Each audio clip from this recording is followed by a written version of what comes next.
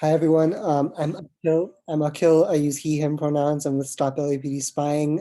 This is our second Tuesday of the month webinar, the one for the War on Youth, the fight against the war on youth, which is co-organized by Stop LAPD Spying and Palestinian Youth Movement. And I'm sure many of you are also here for a very special series that Stop LAPD Spying is doing, which will be more or less in the second half of the webinar. Which is a collective reading of the Automating Banishment Report, this landmark report that comes out of the land and policing, data-driven policing fight of Stop LAPD Spying. If this is your first meeting, you'll notice that you are muted, but that's not out of any kind of attempt to police or silence people. It's because we've been Zoom bombed before. So as we get through the meeting and there's a little bit more of like a discussion section, we can unmute people, but also anytime you want to, even before that, if you have something you'd want to contribute or share or ask or anything like that, you can either use the raise hand function, or you can post in the chat, or you can send a message to one of the hosts or the co-hosts, and we'd be happy to unmute you. And I think, is that everything for the housekeeping? I think so. And I will toss it also to Matheus. He and I together will be discussing the first kind of section of this this first hour, which is we're going to do a little community update on a very important action coming up for the fight against the war on youth and what led us here. So Matheus, you want to take it away? Yeah, thanks so much, Akil. Hey folks, my name is Matheus. I use he/him pronouns with the Stop LAPD Spying Coalition. And yeah, so a couple months back in December, one of our comrades in the coalition, Tiff, flagged that the Board of Police Commissioners in Los Angeles was reviewing a grant, targeted violence and terrorism prevention grant from the Department of Homeland Security for the LAPD. And so we immediately started rallying against this grant. We knew that the LAPD had been awarded this grant in fall of last year, and we knew the harm that it does. For folks that don't know, the Targeted Violence and Terrorism Prevention Grant is just a rebrand of another Department of Homeland Security grant program called Countering Violent Extremism, CVE. And so when we found out it was heading to the Board of Police Commissioners, we got with our partners at the Palestinian Youth Movement, some folks from Baji, and we lobbied against it, created a toolkit, and got with our with another coalition that Stop LAPD Spying runs with, called LAPC Fails, which organizes around the police commission and just mobilized against it. The police commission being kind of a nothing body, just like a hollow shell of a body, just rubber stamped it and passed it. And so we're continuing to fight it. It still has to go through city council first at the public safety committee, and then through city council in large. And so we're still rallying against that. And Akil, I don't know if you want to talk about some of the stuff, some of the things we've got going there. Yeah, absolutely. So there's a variety of different materials that we're creating. There's, a toolkit, which is for public comment, for tweeting, for engaging with the city council on that day. We're also anticipating the likelihood of possibly an in-person action to accompany that at city council, especially because I feel maybe many of us feel that because of this online reality, they've been able to also limit and really constrain public comment even more so than they did online, in person. Then we also have a petition. It's really more of a letter writing campaign, which basically, as you fill it out, will automatically blast an email to all 16 city councilors or city council members. So there's that. And then we also have an organizational sign-on letter. We can show, actually, maybe we want to show each one of these, just because the org sign-on letter is really wonderful. Maybe you want to show that first, Matheus, just to see all of the, I can pull it up here unless you have it.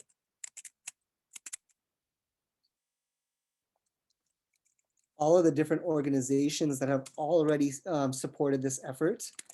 Oh, thank you for putting that in the chat. This is likely to go out. Oh, you got it already, Matias. Okay, perfect.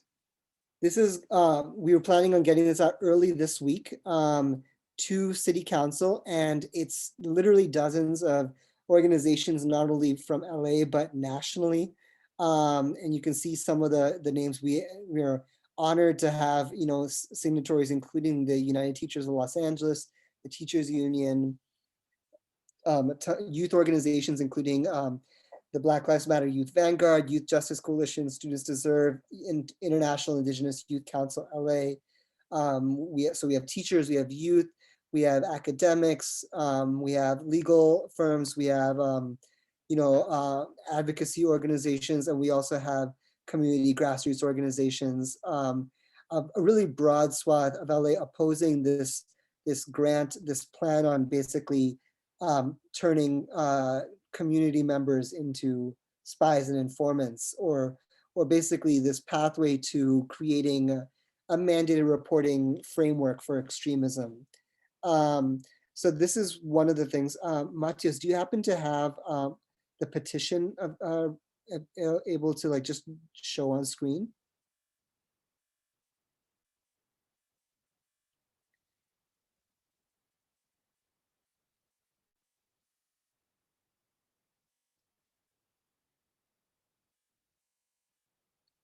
And then we have the toolkit. And in a second, we will show, so this is, effort, as you can see, by several different organizations and coalition. As soon as you fill this out, basically it'll automatically send an email to the various city councilors with your opposition to this grant.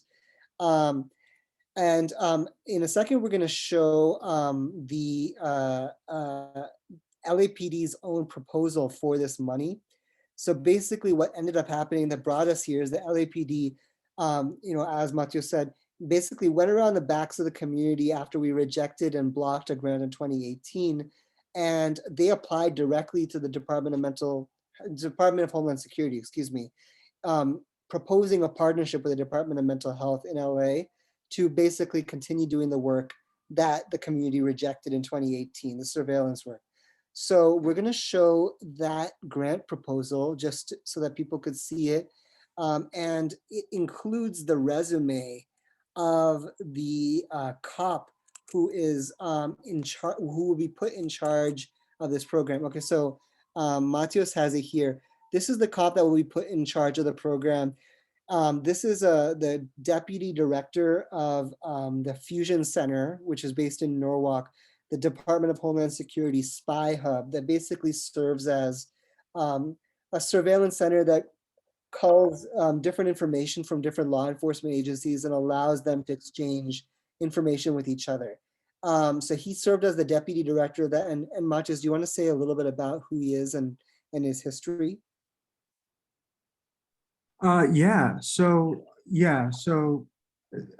Obviously, so Alex Vargas, the person they want to head up the PATHE program, kind of appropriately headed up the surveillance at the JRIC during the George Floyd uprisings, which kind of just highlights the purpose behind the PATHE program.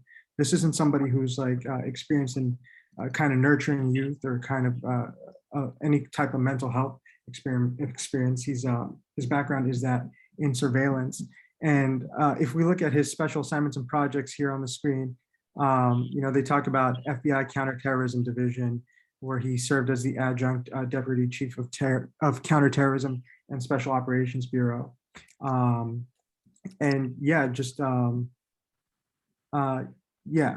it just goes to show the intent behind the program, that this is the person they felt was most qualified.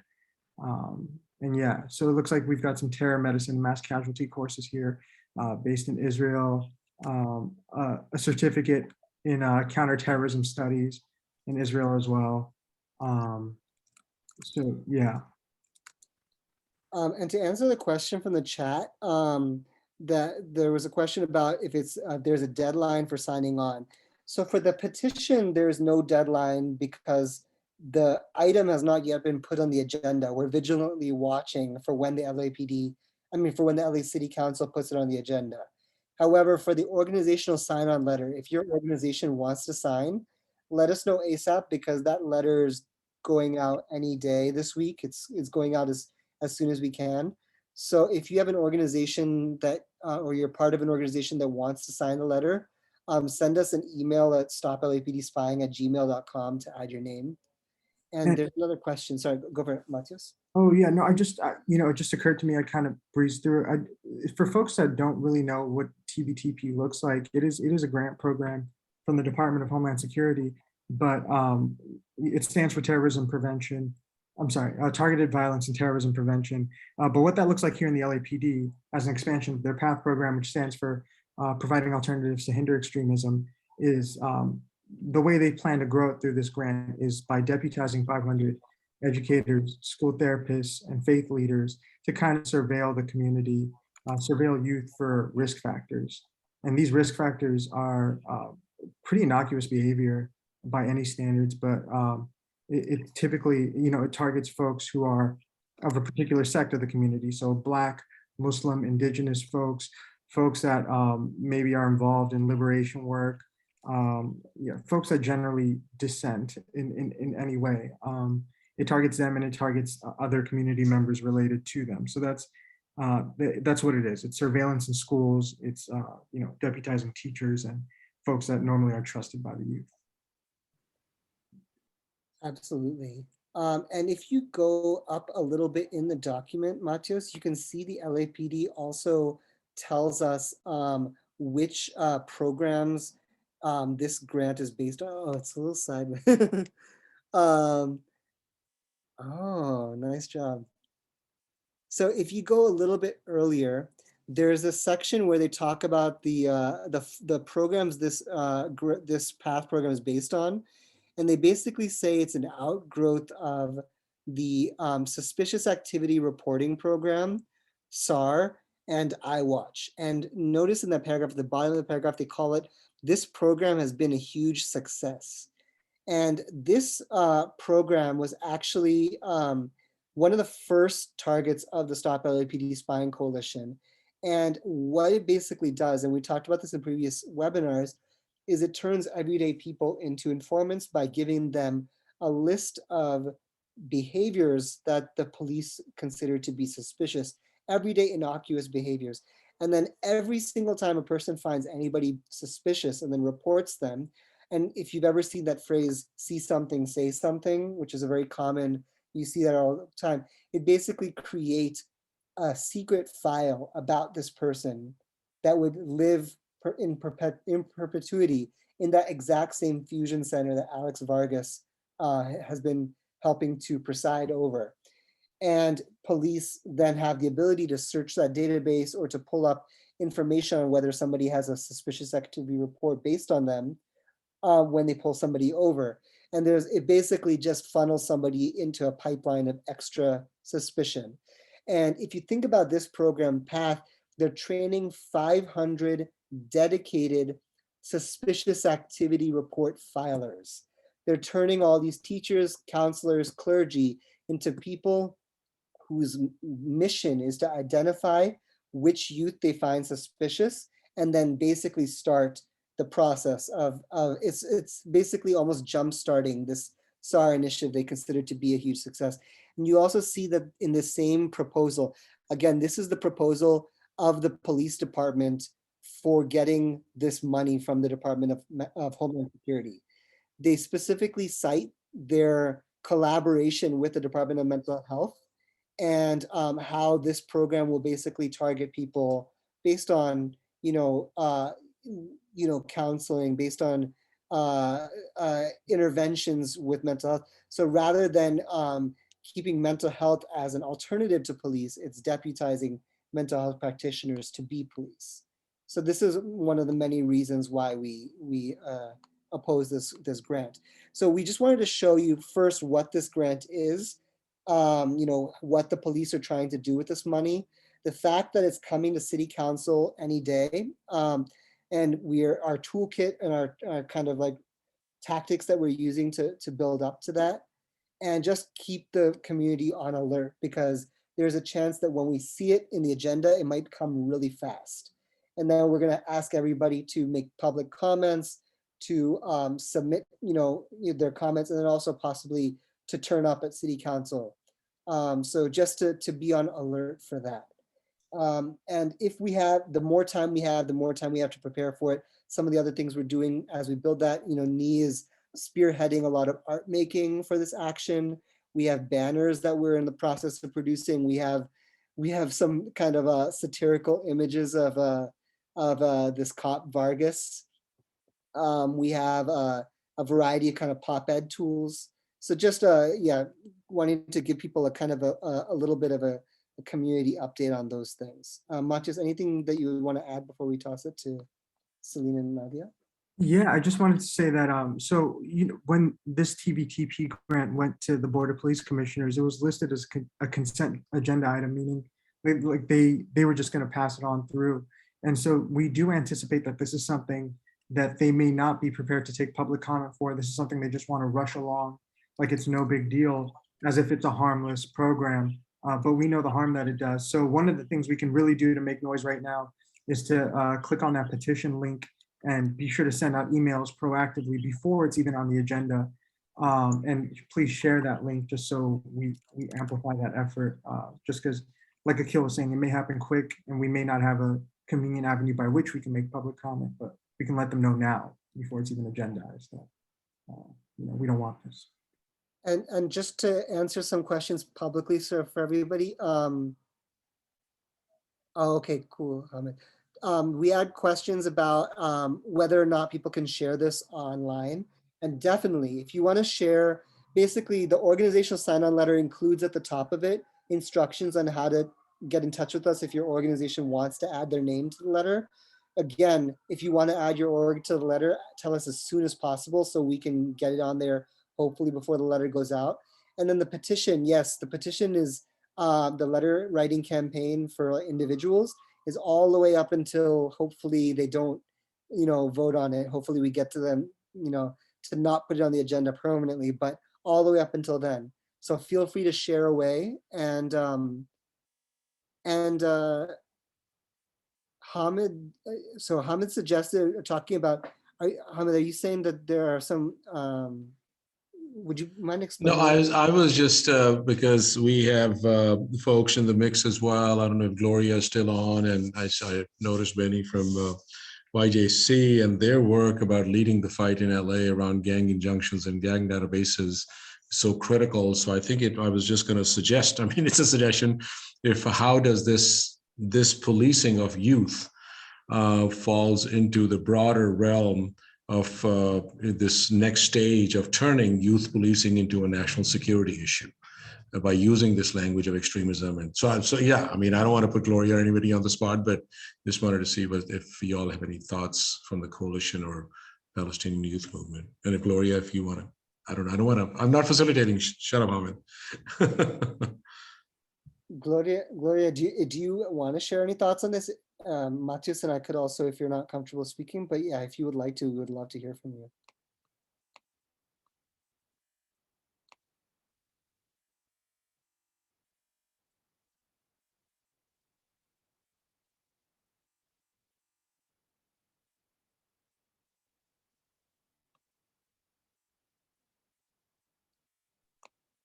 Yeah, maybe they can later, unless. Okay, if you want to, yeah. One initial thought is that basically this is them trying to re-enliven a program that we stalled in a large way when we blocked the grant in 2018. That version of the program overtly was very focused on Muslim communities. Lots of explicit mentions of Muslims, lots of organizations that they were trying to cultivate ties with were Muslim.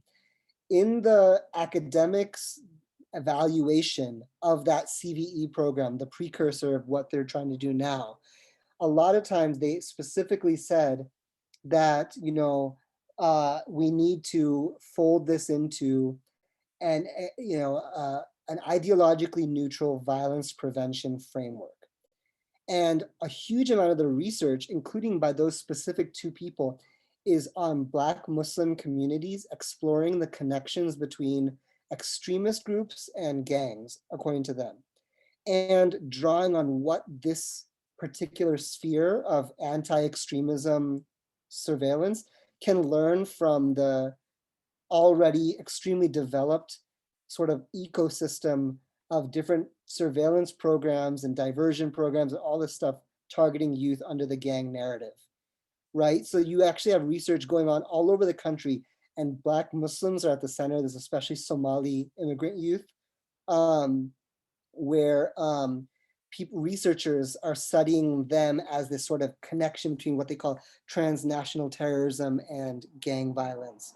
And what we fully expect with this is that the LAPD will use this type of surveillance to target the people they've always brutalized, which is Black, brown, immigrant, indigenous, and Muslim youth, and disabled youth too, people with mental disabilities as well. So the point is that with this framework, we see it's the next step in this adding the concept of national security threat and terrorist and extremist onto the labels of gang member, and actually really adapting and learning from their, so using programs like GRID, the Gang Reduction and Youth Development, as inspiration, using LAPD's, youth programs as inspiration. So, it's inevitably going to lead to basically deepening the targeting of the same youth that are being targeted, especially because now they're not necessarily going to be calling them, Muslim terrorists. They might just be calling, it just might be called, this person is on a pathway to violence, ideologically neutral pathway to violence. And that way it'll allow them to fold in anybody they believe to be in a pathway to violence, which is, by the racist logic of this city, disproportionately Black people. Matthias, do you want to add anything about that? I mean, yeah, not so much on the gang aspect, but I know one thing we've kind of talked about in the War on Youth work group is kind of how on a federal level, these anti-domestic terrorism extremism guidelines did happen concurrently with like a rise in, the George and a rise in support for Palestine. And so on a local level, just thinking about how like city council passed that last year, kind of equating any criticism of Israel with anti-Semitism. And so how, like, when you think about the groups in LA that kind of stood up in support of, Palestine, it's the same youth, it's the same individuals who were kind of critical of the LAPD and of police, which are disproportionately people who are Black, who are amplifying, the fact that violence is being enacted against Black and brown people. So this is very much, I think, at least once, I mean, God forbid, but if this does get into the hands of the LAPD and the PATHE program is expanded, it will inevitably be used to target Black and brown individuals, particularly those critical of the LAPD.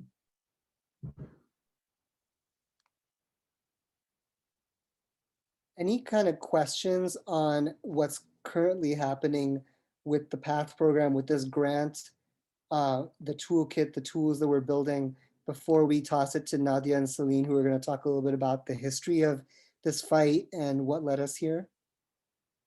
Any questions?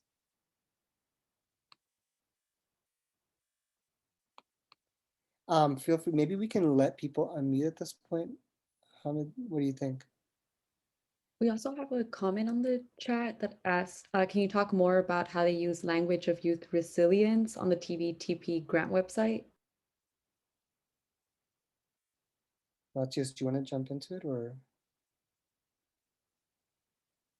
So as far as I know, resilience as a framework, which is really popular, especially with this one researcher who we've been looking at, named David Eisenman, who is out of UCLA, who really collaborated a lot with the police on evaluating these CVE programs. So David Eisenman comes from the field of sort of disaster preparedness, and he seems to be looking at that throughout health, extreme heat, various different things, but then also this idea of terrorism as a type of disaster to prepare for. And I think resilience has to do with the ability of a community to kind of bounce back after a crisis. And I think that with a lot of terms, they're looking for benign ways to try to figure out how to pathologize communities and to also figure out there's this interesting dynamic with these kind of counterinsurgency programs, because we really do try to analyze these programs as counterinsurgency programs. And that dynamic is a combination of seeing them as irredeemable, and therefore you have to quarantine them and you have to brutalize them and you have to eliminate them and kick them out. And then it also is seeing them as people you have to reform, people who are, you have to educate, you have to, all this stuff, you have to basically civilize them. So we see this similar to, I think, a phrase is very common with the automating banishment, the land and policing and data-driven folks, which is this idea of social cohesion. And that's this idea of like a community that is less prone to violence because the various sort of other indicators involved in the community all push it to sort of be like more of a cohesive community, right? So I think resilience would be similar. I think it's something where they are trying to cultivate resilience in a community by pushing youth to having responses to their situations of being oppressed that actually don't threaten people in power. So instead of, organizing in ways that are actually threatening, funneling them go into the appropriate channels, funneling them into, whether it's electoralism, whether it's nonprofits, and then also seeing resilience is as basically, having a community that continues to be dependent in a stable way on other communities. At least that's how I interpret what they're getting at and why there's such a big focus on that. Any other ideas from people here about I'm curious too about why youth resiliency would be such a common phrase. Any other ideas from, whether it's other attendees here or whether it's Nadia or Celine or Nee or anybody here? I mean, Sydney, go for it. So I feel like resilience is a term that gets used a lot in the teaching community from my own personal experience teaching. And so a common theme we see within like oppressive trends is to appropriate the language and the rhetoric of people who try to uphold themselves against this oppression and kind of change the meaning of it so that you can use it as a really insidious form of continued power.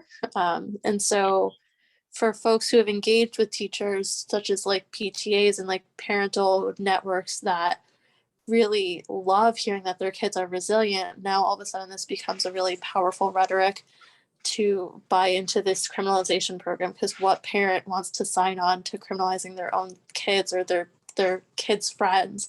But when you use that language, it doesn't sound like they're criminalizing that, even though if we look at a larger history that we understand it that way. Absolutely, Sydney. Yeah, appropriating what sounds like a good concept or what might even be good in another context. Yes, in disaster management. Yeah, I think that one way they might be using here is use resilience to extremist messaging. Like the idea that a youth is more able to resist like what they consider to be propaganda. And we found files from within LAUSD's website that listed terms, or they listed the idea of filming the police as a type of propaganda, or the idea we're oppressed and we have to do something and stand up for ourselves, or something like that. That's an example of a propaganda statement that they want youth to be resilient against. So you can see, the way that this benign concept, as Sydney is saying, is appropriated and weaponized. Oh, Nee, go for it. Yeah, and I think like part of the language is really important, because even like when you look at the grant, it talks about like the like raising awareness of radicalization to violence. And so like utilizing as well, like and like knowing that like under Biden's administration as well, the push against like or passing laws that would target, like the language was really an umbrella term that like they were saying like, oh, it's white supremacists or for like folks that might do terrorism in the future. But we know that like from like all these programs, who is targeted the most, and even if it's an umbrella term that they utilize, it's more of like a like as things are reformed and as like they get pushed back for like certain people being targeted, it's like the language changes and it evolves to sound like a nicer form of policing, but the consequences are still it's deadly, and it could cost a lot of folks, like not only like the ramifications of like of mental health and not trusting those services where people already can be very skeptical. And so it just like that's a part of community policing, I feel like LAPD has been and continues to focus on as well, expanding to non-LAPD personnel into the classrooms, into other spaces that they can now stop our youth with. Oh, absolutely, Ramsha. I'd be curious about your thoughts about it too. And after, if you are interested in like kind of speculating, Ramsha, on what you think why you think there's such a emphasis on resiliency, then we have another question from Steve. But yeah, Ramsha, do you have any ideas about it? Yeah, I mean, it's been coming up a lot in some research I'm doing on like federal programs like this. And so I was curious about just the coalition's take on what this sort of benign language that folks are using at the federal level and how it trickles down to local places like LA, and something as insidious as partnering with like mental health programs. And so, yeah, I definitely am reflecting a lot on like resilience as like a framework that is used in both like urban planning, but also in education spaces to do more fucked up things that are really violent to our communities. Absolutely. And then there's a question from Steve, which is, can you speak of groups supporting this effort? Typical politicos, JDL, bids, etc. Who is in favor of this? I don't know if Matios, Celine, Nadia, or Nee wants to jump in. I mean, I can start. I like for sure, like, yeah, there's a lot of Zionist organizations that are pretty heavily in support of CVE in general, like the Simon Wiesenthal Center, which has accepted multiple grants. They actually accepted a grant from the Department of Homeland Security literally right after we defeat, me and Nadia will talk about this more, but right after the campaign back in 2018, which was successful in pressuring the mayor to reject a CVE grant at the time. The Simon Wiesenthal Center accepted their own grant for like $200,000 or something. Anti-Defamation League is very heavily in support as well. Like they were at the CVE summit, the 3-day summit in 2015 with the White House, where they initially launched CVE, have been involved in the pilot cities CVE programs. And since then, the other thing about it is right now, because the DHS has reframed, like the Biden administration has been really pushing the narrative that, oh, we're not targeting Muslim communities, we're not targeting Black communities, we're targeting any form of extremism, we're going after white supremacists with CVE. So at this point, you also see a lot of progressives, unfortunately, really supportive of it because they think that it's a solution to white nationalism, which is just completely not true. Like expanding a surveillance program isn't going to do anything. It's just reinforcing what was already there.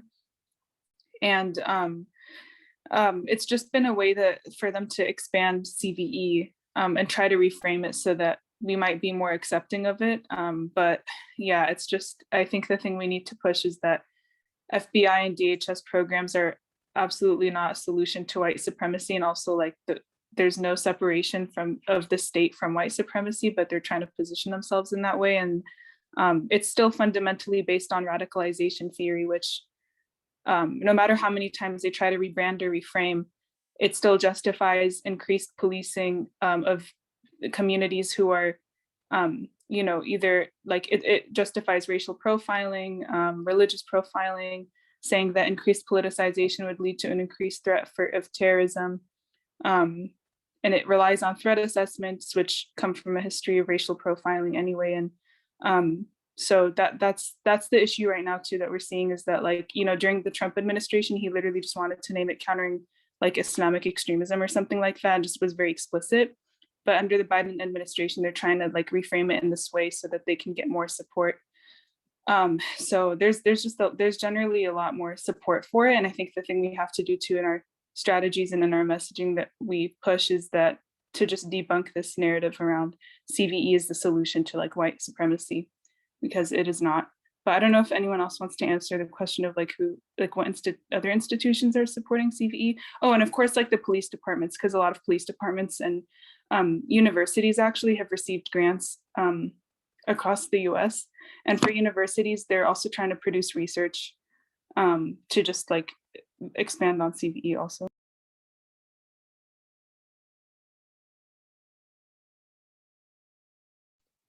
Absolutely.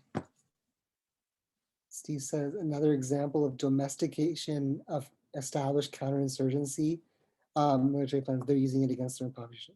So with that, just everybody stay tuned for the upcoming action, and we should pass it to Nadia and Celine to go a little bit back in time, to take us back in time. Hello, thank you, Akil. Hello, everybody. My name is Nadia with Stop LAPD Spying Coalition. And Celine, I think you were able to introduce yourself, right? Oh, my name is Celine. I'm with the Palestinian Youth. So basically, we're just gonna go pretty quickly through because we are gonna be going to the automating banishment as well, the report reading. So definitely hope folks will be sticking for that too. So basically just gonna quickly share with you a little bit about just the strategy on how we, meaning collectively, right? Like ourselves, students, families, other groups, teachers, you know, we're basically able to defeat a $430,000 grant that Mayor Garcetti was looking to approve for CVE, for countering violent extremism. But really it was due to intense community pressure, I was, you know, was forced to reject it. So I think, Nee, are you gonna be able to share screen? Okay, cool. So basically, you know, just wanted to share, and the reason we wanted to go through this is because, you know, we are anticipating, right, you know, this to hit the City Hall agenda. There is a grant already being considered for the Targeting Violence and Terrorism Prevention TVTP program. And so we thought it was important for us to just sort of see, okay, well, what did we do, right, in 2018? And, you know, what are some things we should do again? What can we do more, right? So please feel free to just, you know, express your thoughts in there about that as we talk about it.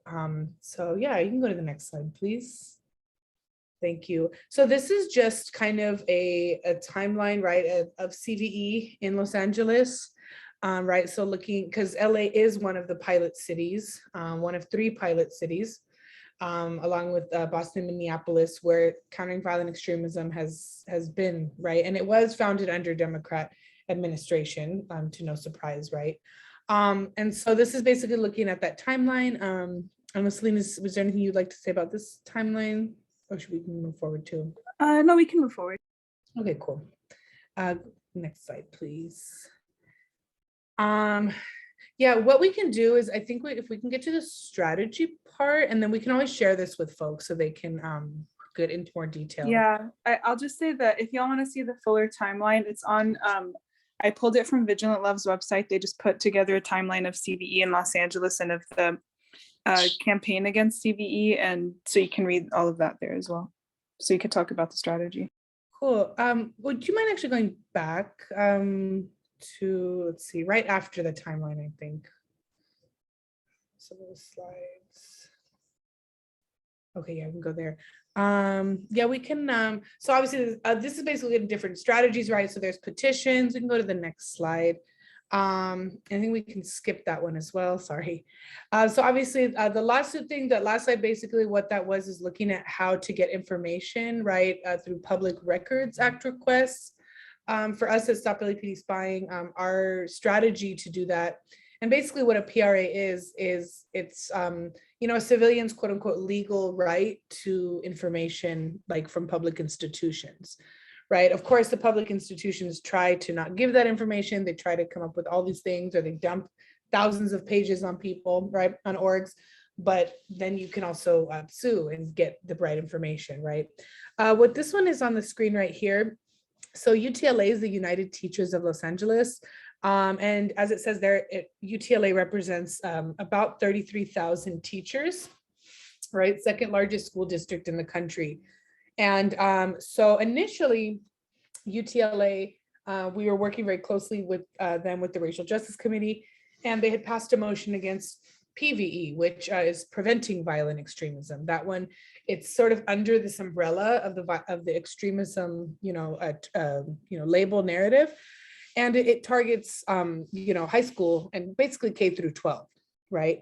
And so UTLA initially passed a motion against that, and then of course kind of looked and said, okay, this is definitely much larger than PVE, and so then ended up passing a motion unanimously against CVE. So this played a huge role, right, for the mayor to see the school district rejecting something like this. So this is something we're obviously hoping for, UTLA to sort of confirm again, and sort of pass a new motion too against TVTP. So that's hopefully will be happening. And Celine, anything to add or? No, you covered it. Thanks, Navia. Yeah, we can go to the next slide. Right, and so this was basically when we went there. I think there might be some photos too of just different community members, right? So one thing, like when we were at City Hall, was just having visible signs, and obviously they don't let you take in big signs inside City Hall. So one thing to sort of go around that is to just have little 8.5 by 11 pieces of paper. And so we went into City Hall with papers, basically different messages, right? And then of course, giving the public comment too. And I think, one thing about that is, when we're in these spaces, when we give these comments, it's really to, we know a lot of times they don't care, right? That's how the system is set up. And so for a lot of us, it's really about how are we speaking to each other, to ourselves, and also really putting it on record that this shit's not okay with the community, right? We can go to the next slide, please. I'll just kind of skip through so we can get to, so the last slide, that was a toolkit. We were doing, another part of the fight was also college and university convenings. So knowing that academia has a role, right, in basically, right, the academia is the branch that basically supports the state, right, that gives the state that sort of research-based backing that says, oh, see, we are correct, right, in the violence we're committing against people. And so part of it was to go against academia, and also so mobilizing students, professors, right, to go after these grants that universities were getting to implement CVE, to encourage CVE. And then of course also CVE happening on campuses as well, on university and colleges. So you have, of course, the City Hall component, right? Then you're mobilizing the teachers on the K through 12 level. And then of course, now this is the college and university level. Next slide, please. This is a photo, right? So from some of our first college and university convenings, right? This was at USC. Now, of course, it's harder to get information from private institutions, but there's still like ways around it. You see on the left that kind of those little Venn diagram brainstorm type thing. That was from a high school workshop that we did with students looking at school surveillance. So, right, looking at all the ways young people are surveilled in school. We can go to the next slide. Okay, yes, that was the flyer from that as well. We were on a good roll with that, and of course the pandemic, right? It affected all of us, so it stopped some of those workshops. But basically, doing workshops around, so kind of grounding CVE in the larger apparatus of school surveillance and state violence. So that was really the goal. And then, of course, like always, we're trying to build power, right? I think we can go to the next slide. And yeah, and then just different resources. And I'll just pause real quick to see if Celine, is there anything you would like to add? I know I went through that super fast. Yeah, no, I mean, if anyone wants to join the strategy meetings, we have working meetings the third Wednesday of every month. So you can fill out the form that Nadia has been dropping in the chat, and yeah, we'll follow up and add you to our meetings to talk more about like what our strategy is these next few months. Yeah, definitely. So yeah, please feel free to fill out that form, reach out to us. The working meetings are a good space to just kind of dig a little deeper in the issues, but also to like actually get work done, right? And so, so yeah, before I pass it on to the folks for automating banishment, is there any questions about that? I know I kind of went through it a little quickly.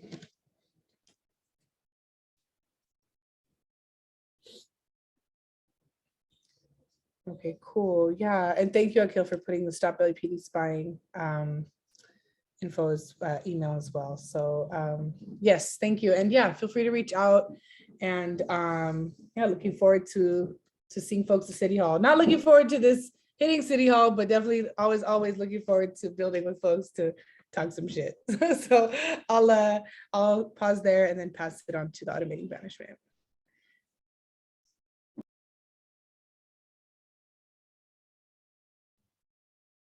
Well, thank you. I'm going to pass it to Mamta.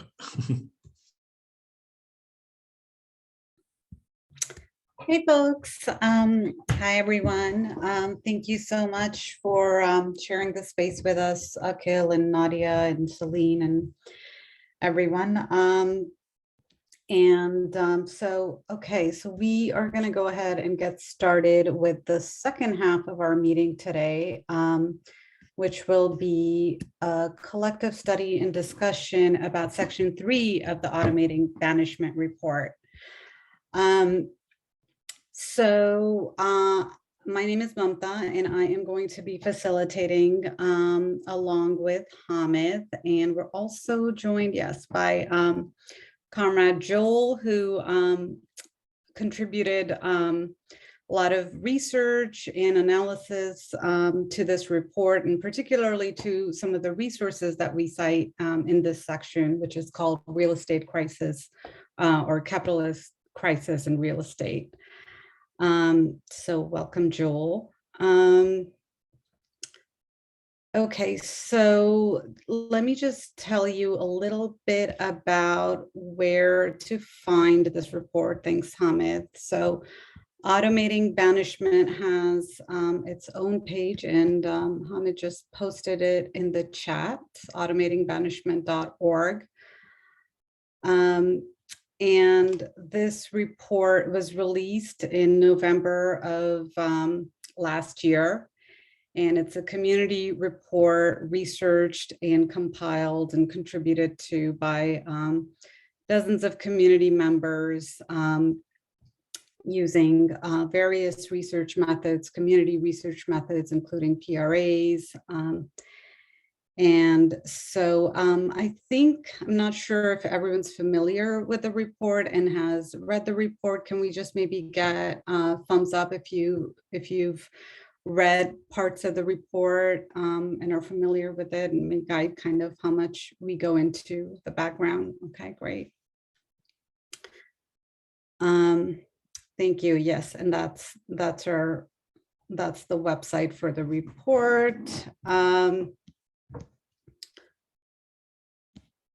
All right, and yeah, so this is the third discussion session for the report. We've previously discussed Section 1. We had 2 separate sessions with Section 2, and today we're talking about Section 3 of the report. And the purpose of this report really is to sort of look at more deeply at data-driven policing in Los Angeles and understand it in terms of what is the intention and impact of data-driven policing and its connection to settler colonialism, the looting of land, and we look at it through the framework of conquest. So the report is divided into 6 parts, and there's an interactive map that you can see. You can download a PDF version of it, and there's also an executive summary. If you have missed one of the sessions before and you want to kind of review, you can also go to the stoplapdspying.org website, and under, I believe under reports and resources, under collective learning, you can kind of look at the notes from previous sessions, the study guides that we put together, and just get more information. It's also uploaded on the YouTube channel for Stop LAPD Spying YouTube channel. So, okay, so the format of, and these are supposed to really be community conversations and discussions. So we really encourage folks to put their comments in the chat, or questions, or raise your hand and just chime in. Really, it's about collective learning and building a collective analysis. So yes, please feel free to use the chat function. I'm going to talk about the overview of section 1, and then I'm going to pass it to Hamid to talk about an overview of section 2, just to kind of recap what we've covered in the report before. And the idea is really that we want to build on what we've already discussed and kind of see how it all fits together. So in section 1, we really started with the question of what lineage stands behind today's policing. So we try to understand our research and analysis of today's policing terror within the context of this country's settler colonial roots. And we discuss how, in order to sustain its violent occupation, the settler state has to not only defend the territory it stole, but it also needs to defend the ideology that perpetuates settler colonialism. And Hamid will go over some of the guiding questions that we came up with for this discussion. But one of the things that we really want folks to think about and kind of comment on, if you can, this session is sort of how does capitalist crisis, real estate development, and policing, how do these act together to fundamentally sort of change people's relationship to land and to housing? How is housing turned into a commodity? And how this sort of echoes the ideology of settler colonialism, the changing of the people's relationship to land, turning land into something that can be owned, occupied, conquered, as opposed to a place where you exist, where you build relationships, where you have a home, where you have permanence, and not the sort of precarity that we're going to talk about in this session. Okay, and then in section 1, right, we sort of talked about the framework about how settler colonialism serves white capital. It always has, and this is not a moment in time, but a continuation of history. When we look at the 2008 recession, which we will talk about, and how it relies on police for domestic occupation at home and war and occupation abroad, with its hundreds of military bases spread out across the world, and how it's driven by this need to extract wealth, resources, steal land, deplete wealth from Black and Indigenous communities, both at home and abroad. And finally, we, in section 1, we mention how these are sort of the bordering regimes, how ICE and border police enforce the boundaries of not just neighborhoods, but the state itself. And keeping out, again, the large indigenous populations who are being violently displaced from their lands in US hybrid wars and at home. And we will talk about in this session some of the nuisance abatements, but also the injunctions and the legacy of gang injunctions, war on terror, and now sort of these injunctions to keep poor folk out of their own neighborhoods, the same way that the US border displaces people and then prevents them from being here and creates this illegality. And so we'll look at the ways in section 1, we look at the ways in which, the ideology of settler colonialism, the capitalist imperialist project is sort of normalized through the rhetoric of blight, development, human rights, community policing, and particularly the role that sort of reform plays in this normalizing and legitimizing function. So that was sort of section 1, which provides really a framework for the rest of the report and the topics that we discuss. And with that, I'm gonna kick it to you, Hamid, to kind of maybe give us an overview of section 2 and what we discussed in section 2. Sure, thank you. Hey everybody, Hamid, he, him with Stop LAPD Spying Coalition, and section 2 was covered in 2 parts, and both of the facilitators are with us too, Tiff and Sabrina. Thank you all very much for covering it so in depth.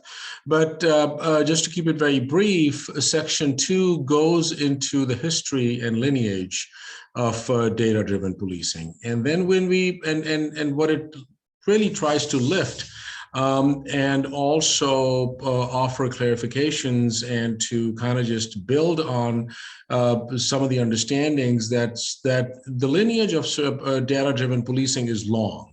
But what has happened is over time, at least in the last 15, 20 years, that the language of technology has kind of limited our scope of understanding as well, where surveillance is now been limited to the tools of surveillance, which is just a very small, which is a part of information gathering and processing and storing and sharing, things like cell phones, things like license plate readers, like stingrays, closed circuit television, facial recognition technologies, trapwire. So a lot of these things are very much a part and parcel of the whole architecture of surveillance. But for us, it's really imperative that we look at it through a much more broader lens. That while this technology-driven supposedly surveillance is really on a fast track, it's happening at the speed of light, but it's the analog type of information gathering that has been going on for a long time. For example, the continuation of the see something, say something, the neighborhood watches, the deputization, the whole culture of deputization, the suspicious activity reporting program, and then bringing in the various tools for policing as well, and then have been developed around that to cause direct harm to people, and other kind of activities, for example, crime prevention through environmental design, which is about almost clear-cutting the area, removing green spaces, removing any sort of a visual, any hindrances, physical hindrances that may be in the way to monitor people's movement. So in essence, trying to create a 360-degree view of where people are. And lastly, I would say is then there are these programs like the citywide nuisance abatement program, which was started in Los Angeles in the late 1990s by the city attorney Rocky Delgadillo, but have a long history of federal type nuisance abatement programs like Falcon and some of the other programs too in the 70s and 80s, which then deem the whole property as a nuisance.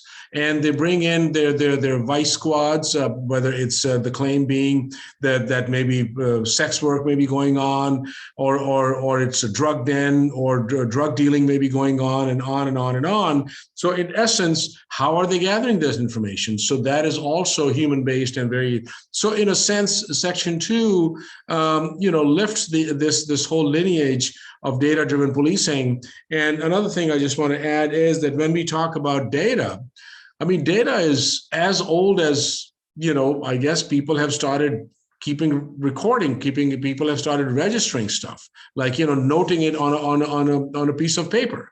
So data is very old. It's nothing new. It's like, now, of course, it's done by computers. So in a sense, it was done by analysts, and whatever, tools folks were using, our ancestors were using, and other people were using, data has been around. But the question really is for us that how data gets weaponized.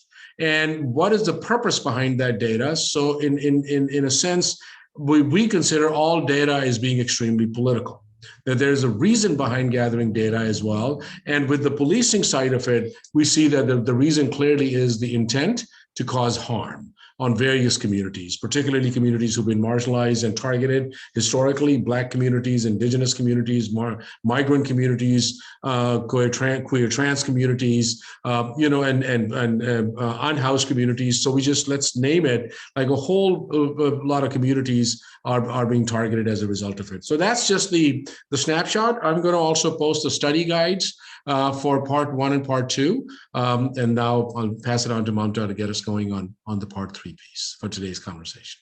Thank you.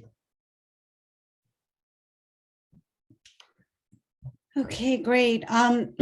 So we'll start kind of with an overview of Section 3, and then we'll go into a deep dive into Section 3. So in Section 3, we look at how capitalist crisis, real estate development, and policing act together to enact racial violence and continue the theft, control, and management of land and the people on it. And in particular, we look at how criminal and property law facilitate this racial violence, how these relationships we'll look at how agencies work together and use both property law and criminal law, which themselves are rooted in, a long history of sort of colonial logics.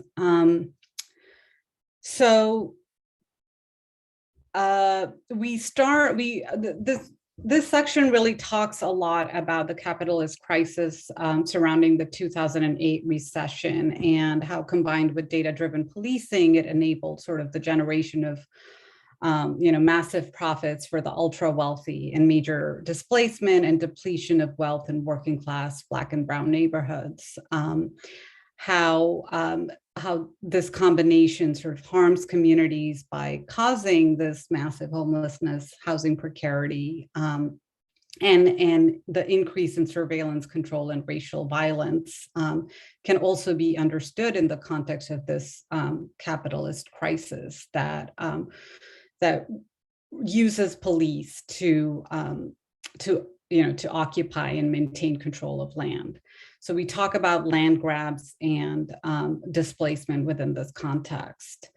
As Hamid mentioned, we're going to look at LASER, which we talked about in Section 2, the LAPD's LASER program, the citywide nuisance abatement programs, the business improvement districts, and we'll discuss a couple of real estate, in this section, we call them vignettes, but we really look at specific instances, particularly in South Central Los Angeles in the Crenshaw Corridor, and how that area was really transformed,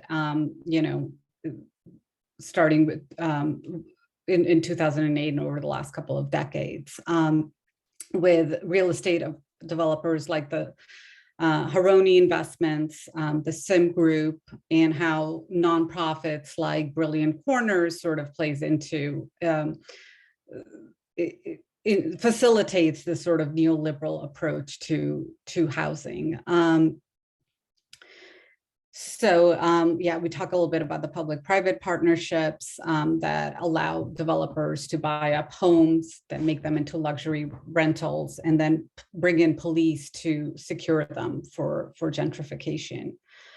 And how the real estate developers really use the city attorney, the prosecutors, and legal vehicles like nuisance abatement actions to target primarily poor and Black neighborhoods, and as well as mostly residential property. And so, yeah, like I said, we're going to be looking at very specifically the Crenshaw Corridor, and we'll share a couple of slides with you to kind of show you how that area was transformed by this corporate takeover. And we're hoping, Jill will help us kind of navigate or understand that transformation. And so that's section 3, and then there's another part of section 3 that also focuses on the business improvement districts, and we're going to actually be splitting that into our next session on the 22nd, I believe, where we'll be joined by folks from the Western Regional Advocacy Project, Paul Bowden, to talk about bids. Those folks have done so much amazing work on bids, and so that will be a deep dive into bids in the next section. So we're not going to go into that for this section. So I think I'm going to pass it to you, Hamid, and then I may, let's see. Also, I'll share the slides now for the study guide.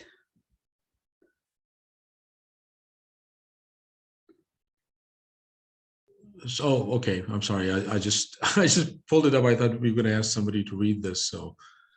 Yeah, sure. I have it in the slide too, but. Oh, yeah. cool. Okay. So do you want to bring up the slide, or is this okay?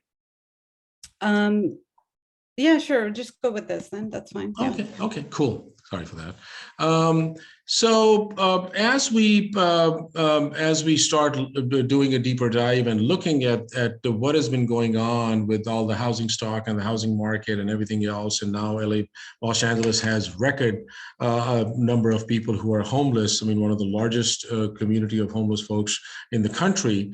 This is a lot of these things are very instructive and helpful in understanding how we got here. But this is a passage from the report, and I'm going to invite somebody who would mind reading this one passage, starting with Capitalism, Law, and Conquest. Any volunteers? Please go ahead, Hannah. Okay. Capitalism, law, and conquest continue to act in combination today. After the 2008 financial crisis, Los Angeles became the site of aggressive land grabs by corporate landlords acquiring distressed residential properties. As a result, a small class of investors and corporations now control a large part of the housing market through the financial system. An examination of residential property ownership, specifically parcels registered as residential use type, in a laser zone along the Crenshaw Corridor from Slauson Avenue to just south of Florence Avenue illustrates this corporate takeover. The laser zone includes 1,061 residential parcels amounting to over 4,550 housing units. In that same area, a total of 194 parcels are owned by corporate entities, translating to over 2,135 units, nearly half of all housing in the neighborhood. When we looked up the date of acquisition for these corporate-owned parcels, we found that 76% were bought after 2008. Thank you, Hannah. So here's a picture of what we are talking about, that what was and then what happened as a result of it, and what was the role of data-driven policing in criminalizing the land where these units were, turning them into crime-ridden areas, crime triggers, And again, LASER standing for Los Angeles Strategic Extraction and Restoration. But here I want to invite someone who was extremely helpful in helping us understand that what was this assault? What did it look like? Somebody who's done deep research into the real estate crisis of 2008, somebody who knows very well about what does corporate landlord ownership mean and how does it affect us. So I'm going to invite Joel Montano, who was a part of helping us develop this section as well, to talk about it. And I'm going to pass it on to you, Joel. Sure. Thank you, Hamid. And actually, I guess if you can actually maybe put the image of the parcels, I think that'll be helpful also in the kind of talking points that I'll share. And so here specifically, the focus on kind of this Crenshaw Corridor, as mentioned, it also was a site of the laser zone that ran along that same street. And it was kind of a site of focus that we looked deeper into kind of the ownership of the land and the housing units in this area, because we also know that the Crenshaw Metro line was going through this same area. So we had not only, with the foreclosure crisis, there was already this new investment that was coming into the neighborhood, and that it was already going to be driving the housing speculation that would occur. And so as it was mentioned kind of in the passage in that reading, is that, the research, that I had done with the UCLA Institute on Inequality and Democracy, we had done a report of looking at the rise of kind of corporate landlords, specifically more focused on LLCs, which are called limited liability companies. These are kind of company entities that really has kind of been now the new dominant landlord type. And there's a slide on it. And with LLC landlords, they essentially kind of operate as corporations, but they're not subject to corporate taxation, and they have less kind of public the need to release information on who owns these entities or who are the members. It's very minimal. And so LLCs really have kind of become now the new dominant form of landlord ownership. And many times, the creation of these LLCs is to be able to limit the ability, one, for tenants to be able to understand, that there could be kind of these few landlords that really own, but they're all owned by different entities, and you don't know who are the actual owners. And at the same time, they're able to kind of carry through their kind of predatory behavior of leading to kind of mass evictions, leading to poor housing conditions. And so when we kind of wanted to explore here, this area, and we can kind of go back to the visual there with the parcels. On the left-hand side, you'll see essentially all the blue is just all the residential parcels for this area. So we just wanted to look at, the residential land.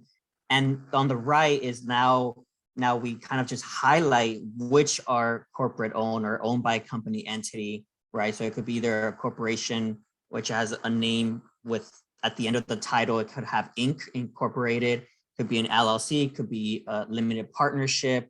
And so you see here really just the area that's covered, but also when we really consider the number of units, it really is already over half of the area. And this is actually kind of a time, as it mentions in the caption, really looking at when we first started doing this research in November 2020. So, even now, this map, I'm sure if you look at it now, could be different.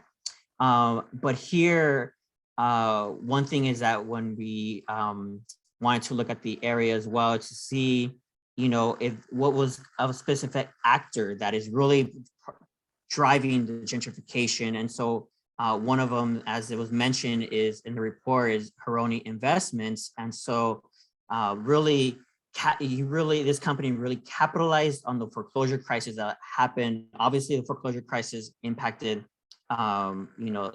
entire city. But in this specific area, kind of in South Central, Hironi Investments really played a big role of acquiring lots of properties. So just in a 2-year period from 2011 to 2012, we show and mention in the article about just the number of properties that were acquired of over 37 properties of over 155 units. And a lot of these properties are kind of smaller 3 to 6 unit properties. Typically, these are properties that are owned by what are quote unquote called mom and pop landlords. And so we're seeing here that, a lot of these properties that were foreclosed, these were actually, property owners that had been in the neighborhood for many, many years. And now you have this new kind of LLC entity coming and taking over that property and profiting off the disaster and the suffering of the households that lived in this area. And so, when this transpired, it wasn't just that, that Hironi Investments stopped at just, acquired foreclosed properties, but then as the neighborhood obviously now started, bouncing back or kind of coming up from the Great Recession, then it was this now movement towards housing development and pushing to develop kind of these luxury units in the neighborhood. So it was really, starting in 2015, 2016, when Hironi Investments then started now moving into doing housing development in the neighborhood. And with a lot of these housing developments, the state law, there's a state law that's called density bonus, where if a landlord or developer is able to create more density in this parcel that is allowed typically by the LA law, that they are allowed to increase the density, but they will have to add a certain percentage of affordable units. And so we see here Hironi Investments was doing that really a lot for pretty much all their new developments. But again, with these new developments, it's at the minimum number of percentage of units that are, designated for low income or extremely low income households. And even with a lot of these kind of designations of extremely low income or low income, the way the formula is used, it doesn't really also allow really the tenants who live in specific neighborhoods to really be able to fully afford, because there are certain kind of certain income requirements that are needed. And so we see here kind of this kind of pathway that from, capitalizing on the foreclosure crisis, now capitalizing on the new rising rents and the gentrifying forces, public investment that's happening, to now, again, being able to be accompanied also with a direct line to the city attorney's office. As it was mentioned, the city nuisance abatement program also is kind of this powerful force that kind of these landlords can utilize, because it gives them more power to evict without needing much evidence. Whereas typically, when a landlord would want to evict a tenant, what we call a just cause eviction, right? There needs to be a cause, there needs to be a reason. When nuisance abatements are applied to these properties, it allows basically, for a kind of no tolerance for any violation. So it expects tenants to kind of be these perfect tenants, to not allow any, any problems or any issues that may arise. And so and other kind of research also with the UCLA Institute on Inequality and Democracy of kind of looking at nuisance abatements, we've seen cases where, tenants are just in shock with these house rules that are required, where tenants now are required to, on an ongoing basis, having to report who lives in their households. They have to, all guests have to come and sign in with the manager, and they have to be accompanied by them. Common areas are no longer being utilized.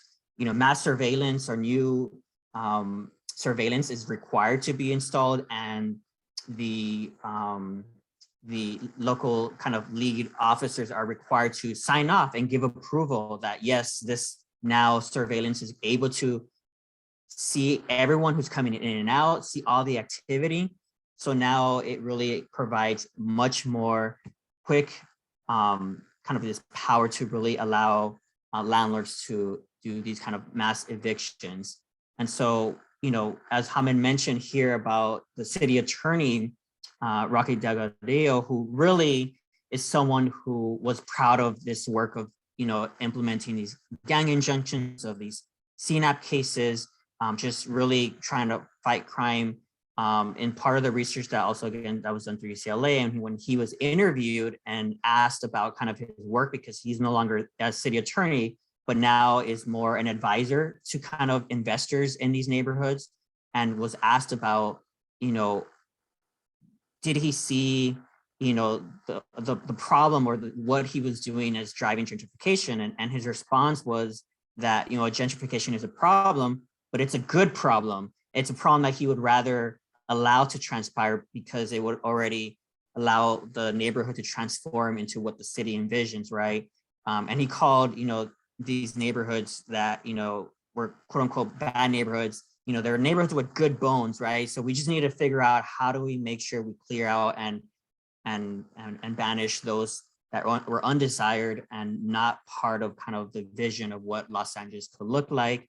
Obviously now the big, you know, fight today, right? We're seeing with the coming of the Olympics to Los Angeles, obviously the Super Bowl already, you know, this weekend. And so really, I think this is sort of like what I wanted to help with the reporters, really show also that relationship between kind of real estate and policing, and seeing just how that relationship through these also public records requests that South LAPD spying actually was able to really see just already through this correspondence, email communication. And again, you know, many of the people that live in these neighborhoods don't know that this is happening. They just know they're being impacted by daily police coming and just walking into their buildings without any reason, but because of these kind of policies, it just kind of gives the full power for police and landlords and developers to really kind of work in unison to, again, transform the neighborhood as what they're looking for. And the other thing I'll mention here is that in the report, you also see there was one property that was specifically highlighted from Hironi Investments. You know, it was kind of this 75 unit property was being developed, and it had this banner that was hanging as they were developing it.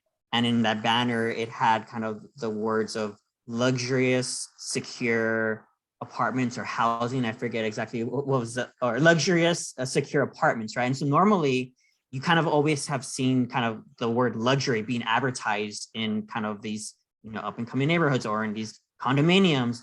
But here, I think one thing that we saw, the fact that they chose to use the word secure makes it very clear that they're trying to sell this new South Central, where now you can expect to have kind of a, there we go, a more kind of safe neighborhood to live in. And so we thought, again, this is very evident of kind of the selling of this new South Central that's happening. And again, the forces of kind of the policing and through laser and CNAP and the new developments and luxury housing all coming together. So I will stop here and where else the conversation can lead to.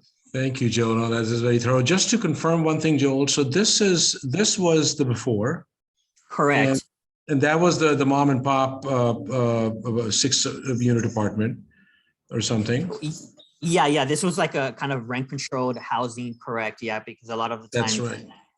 So now, and which was affordable for many people, and now boom, here all of a sudden, there we go.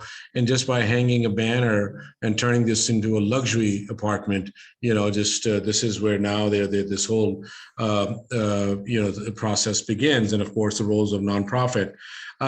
So, you know, just and later on want to come back to you, Joel, to talk about some of the more predatory corporate landlords too. But as we continue with the conversation, but thinking about this, I mean, just wanted to open it up to see if folks have any comments or thoughts in their own neighborhoods, wherever they are, if they are seeing similar things happening, and if they have seen, like, you know, that how police is the front line of that development and settler colonization, as Mamta introduced us into this collective learning process, that just like the US Army was the front line to banish and remove people, how the laser zones, which deemed the property as being a crime trigger and that land around it, just completely upsets a whole lot of people's livelihood and removes people. So any thoughts or comments of what folks have heard, or drawing parallels in their own lives?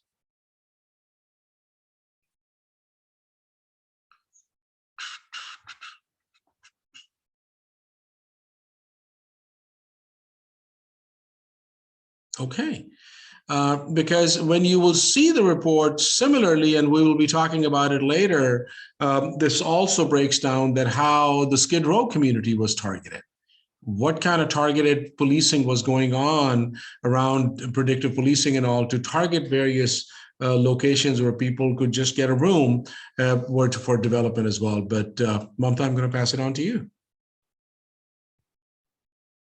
Right. So actually, maybe are folks quite familiar with laser? I want to pull up a slide, and I think just a sec here.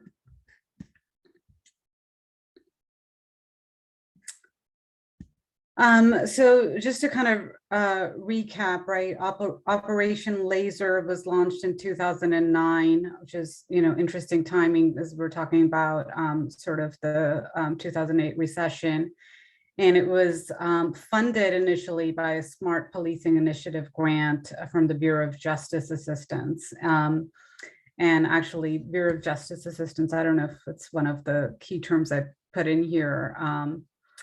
But the Bureau of Justice Assistance, as you'll see, funds a lot of other sort of these innovative policing programs, community policing programs. And the LAPD used the grant to hire Justice and Security Strategies, JSS, and that police firm, the police consulting firm that is headed by Craig Uchida. And in this section, we look at some email communications between Craig Uchida and the city attorney's office, and clearly shows sort of they're talking about helping out. I believe it's Amir Ohipsian from Haroni Investments.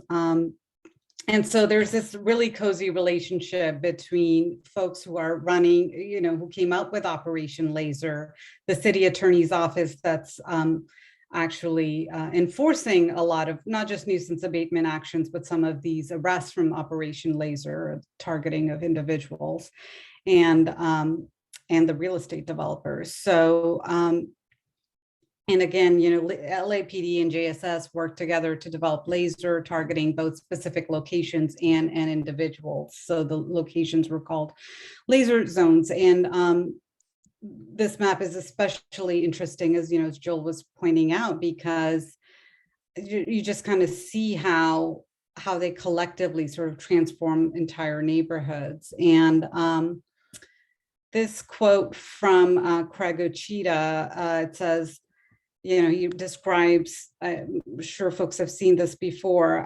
It's kind of one of those really terrifying quotes, but he talks about, he says, the program is analogous to laser surgery, where a trained medical doctor uses modern technology to remove tumors. So like this really violent language of extraction of offenders. And so that, you have Operation Laser, and then just kind of want to look at what we talked about the citywide nuisance abatement programs, but and as Hamid and Joel mentioned, this began in the late 90s, and it's a multi-agency task force, and on its website they say they're charged with targeting the worst abandoned structures and nuisance properties plaguing Los Angeles neighborhoods.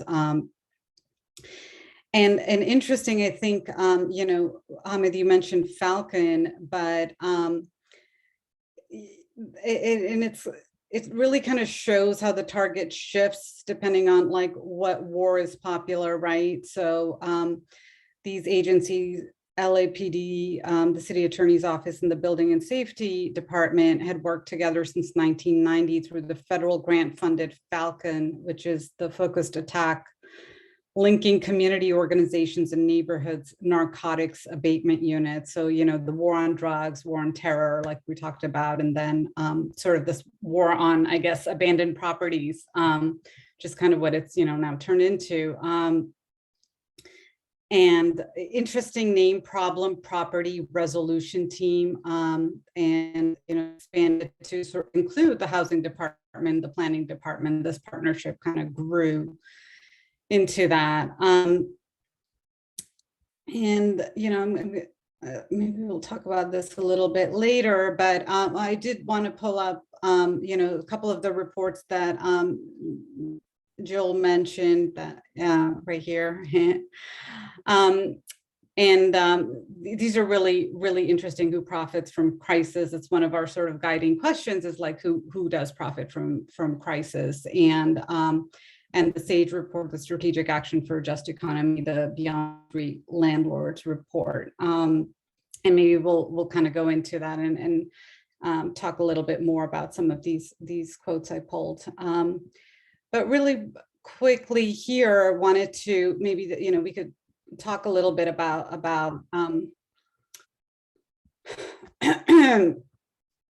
I don't think we talk, yeah, so we talk about Bureau of Justice Assistance here, and JRIC, which is the Fusion Center, and the sort of information sharing that pours in from LAPD and city attorney, and, you know, and the federal agencies, and then how it informs both CNAP and laser zones. And then we'll talk about this connection where the, you know, brilliant Corners comes in on the neoliberal approach to housing. But so the Los Angeles City Attorney's Office has this nuisance abatement program, and you know, this is being popularized other places as well. There was a lawsuit filed in Sacramento where says Sacramento sues 7 people for public nuisance. Homeless rights advocates call lawsuit a dangerous new tactic. And they're basically, you know, calling human beings a public nuisance for their very presence. And let's see, we talked about,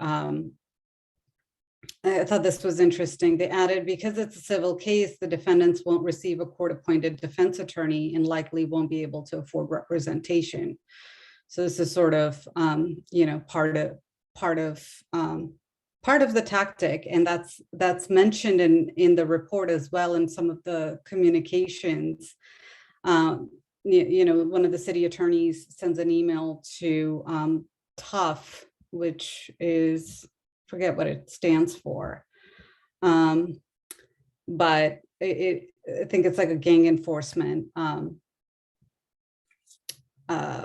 task force of federal and local agencies. But one of the reports, again, the report that's mentioned, the TUF report in this section, was also funded by the Bureau of Justice Assistance. And in that, the city attorneys talk about these new tactics as like having these, you know, injunction actions and nuisance abatement actions, which are civil lawsuits and where folks don't have the right to an attorney.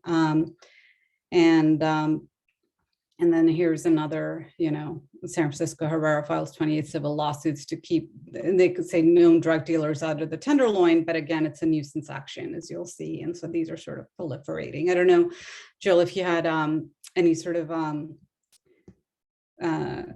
comments on that, or talking about what role housing nonprofits play.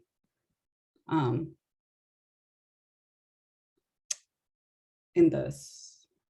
I'll just mention real quick that, you know, I think the point that you shared about here, that that these are, you know, even though like the language is about fighting crime, that in kind of the strategy is kind of using civil law, because kind of the level of, I forget exactly the language of, like, kind of the evidence that's necessary to, you know, to kind of be able to, in this case, say, like, evict someone, right? That, like, it's through kind of civil law. And so, you know, in kind of research that I've done when I did with UCLA is seeing how, say if a tenant, had been arrested, in the street, and and it was reported to the landlord, then the landlord could automatically evict, but then there was no waiting period or anything to see, well, is this person actually going to be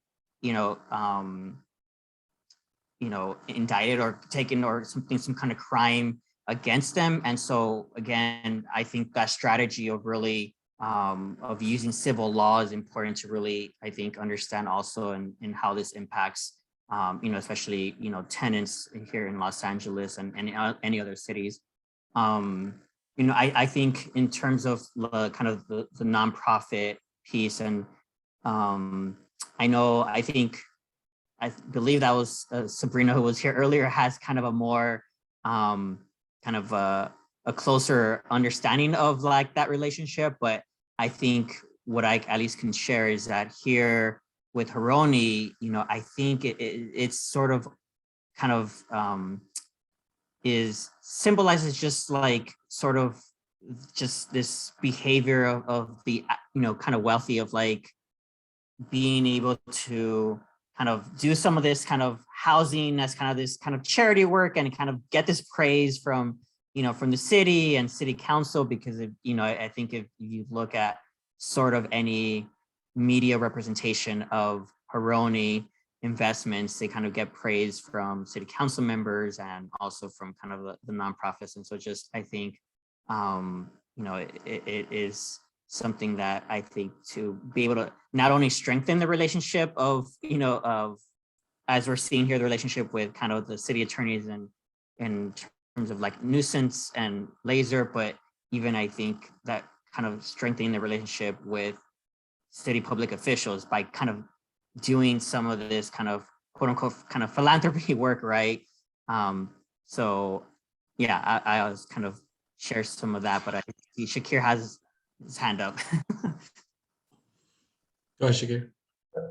Yeah, hey, I can talk a little bit about the nonprofit aspect too, because it took me a while to wrap my head around this. And I think the example that we have with Heroni and Brilliant Corners is one of them, but especially from talking to Steve Diaz at LA Can when we were writing this section and kind of hearing about how this model, what Mamta was talking about, of this kind of neoliberal approach to housing, how that connects to everything. And so part of it is that these developers that will tear down, like Joel was describing, 4-unit building and put up a huge new luxury complex there, especially in this moment, or especially in the kind of the first couple years of that development.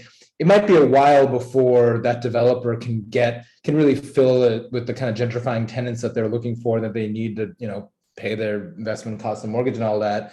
But these subsidy programs, which include and to be clear, like there's a good aspect of it too, or that the subsidy programs are intended to try to ensure housing for people who are otherwise difficult to house, like maybe because they've been criminalized, they've been incarcerated, and so landlords will otherwise discriminate against them and exclude them. Part of this program is intended to help house them, or people who are low income or recently unhoused and otherwise can't afford something. So these are subsidies, often taking Medi-Cal money, Medicaid money to house them. So they're kind of good in that way. But what they do is they're paying like market rates to the developer to put them in that building.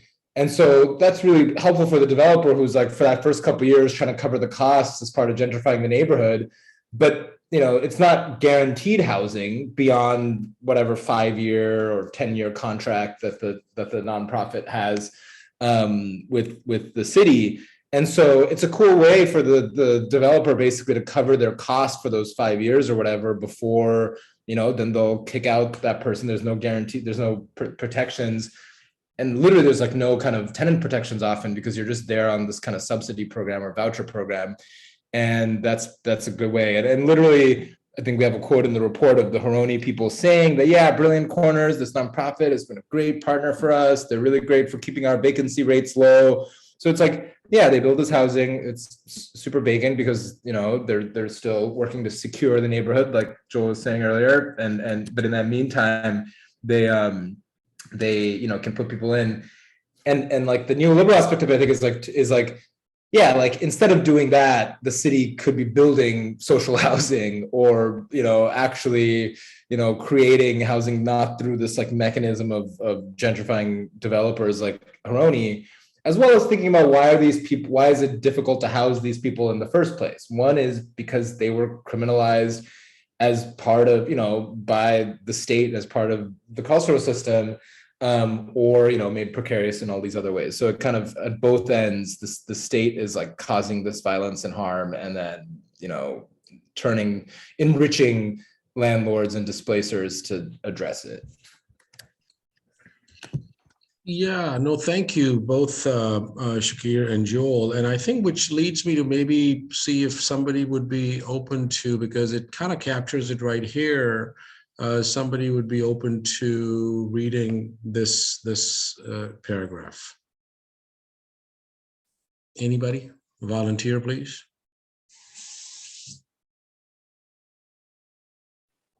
I can do it. Okay, cool. Michelle, she, her. Haroni's. Oh, I just muted myself. Now I'm back.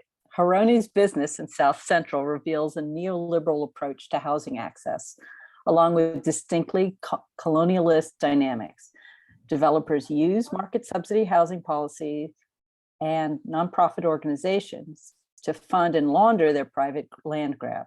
For instance, Haroni's first developments completed in 2016 and 2018 are a 3-story, 37-unit apartment complex on Figueroa and 83rd Street, and a 50-plus apartment complex near the Crenshaw Corridor on Hyde Park Boulevard and Brenhurst Avenue.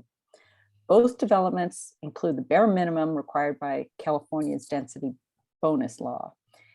And in what amounts to a strategy of attrition, the partnerships between developers, nonprofits, and politicians upholding gentrification-friendly policies that enact what Keeanga-Yamahtta Taylor calls predatory inclusion. Thank you, Michelle. So yeah, let's see, it's 7:46. We just got about 10 or 12 minutes more, but let's talk about this predatory inclusion. Just to touch upon that, what exactly, so for, you know, this term, how does it play out and what does it mean? I know it's been called everything that's in this paragraph, but anybody wants to take to share that, expand on that.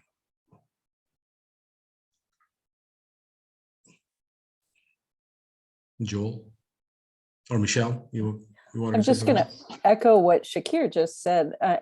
It had never struck me that if you're, you know, it's like taking these bodies, those on vouchers, they're completely insecure. They're there, you know, to basically be taken in and populate a situation. They're just, you know, cut off from where they were, because as we know, I mean, all our friends that have gone on vouchers, right? They're, you know, taken away from their other things. So it is that kind of like, let me take you and use you to, you know, bootstrap this setup and you're gone. So it really just, any connections you make, even if while you're living there, you're going to be gone. You don't have, I didn't realize they didn't have any kind of tenants' rights protections, and it makes sense in that neoliberal way. I don't know what other, Keeanga-Yamahtta Taylor's work really does talk about larger scale things than that, but that got me. Thank you. So Joel, in your research around, you know, all of this landscape in Los Angeles, what else are you seeing similar to this where we are today? I'm so sorry. I thought you go ahead. You were going to say something anyways. So please. Oh, I was just going to say that, you know, I think, you know, the term predatory inclusion, I think it has been, I think, used more in analyzing kind of the subprime lending practices that occurred, you know, right before the Great Recession, where, you know, with kind of federal policy pushing for, we need, you know, to expand home ownership for more people of color. And in response to that, the banks are, well, okay, we'll include them and we'll follow the policy, but we're not going to give them the best, lending mortgages or deals. We're going to do it in a way that, that's still going to be our bottom line being met first. And so, I think with today, as we were talking about here, kind of this relationship with kind of the nonprofit sector and housing development, a large part of that is because of the kind of the federal policy pushing away from actually, say building public housing or subsidizing housing to now, since the late 80s, using a tax credit program, incentive program where, if private investors, you invest your money into funding for affordable housing that then will be managed by a nonprofit, that you also then earn these tax credits will then allow you, obviously, to your tax liabilities, your, what you owe to us, we're going to be able to reduce that. And so it in kind of this short term, it definitely kind of builds, kind of this housing that's necessary. But in the long term, we kind of see also with kind of the example in Chinatown with the Hillside Villa, right? Tenants who are fighting to be able to stay in their homes with that once the covenants or regulatory agreements actually expire, there is that, again, that risk that it's going to be then transferred into back to market rate housing. And so, yeah, it's just also just, seeing how it's these kind of government set of policies have also been capitalized, how do we use it to the best of our advantage? But yeah, I think just to the other kind of question Hamidi were saying is that, it's, yeah, I think right now, in the case for City of Los Angeles, we do see that there is, kind of this emergency ordinance that the city has in place that, at least for renters who are kind of residing in rent control housing, of not being subject to kind of these rent increases or kind of at least kind of these large number of evictions. But, that once, that is removed, the question is what's going to happen? How are all these, I would say, angry kind of bottom line landlord, for-profit landlords, how are they going to respond to no longer being subject to these kind of emergency, kind of protections that are in place? And so, yeah, it's definitely, a question that is needs to, continue to be talked about and obviously responded to. And obviously with the LA Tenants Union, the work that they are doing throughout the city of making sure that they're building that power, tenant power to be able to respond to this. But yeah, it's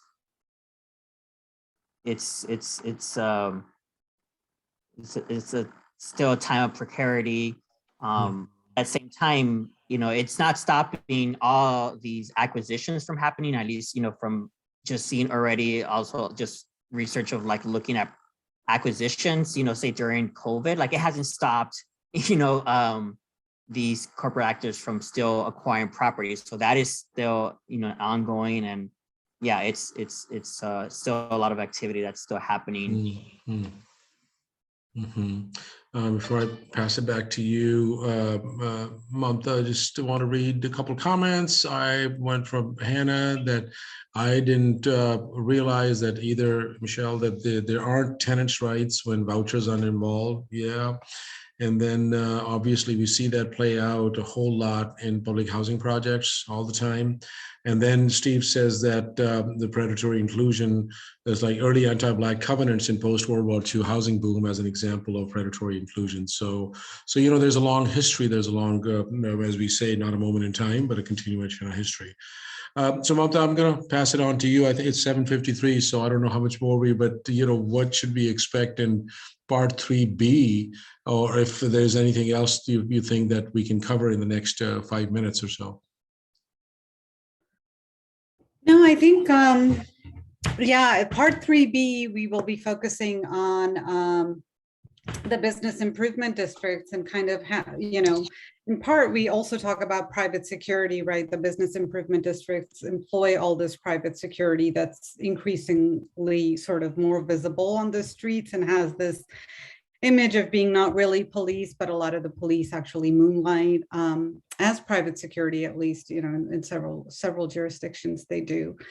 But also similar to real estate, you know, that's sort of a more concentrated power, right? Like with the business improvement districts of property owners.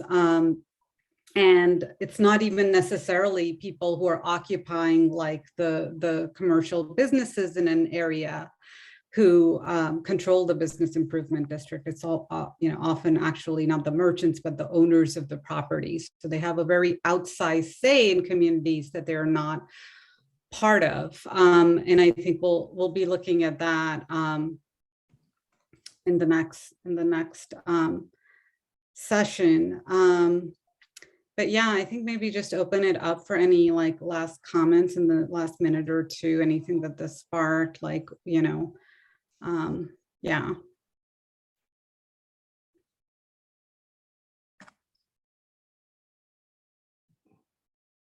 Anybody else, any other thoughts or comments?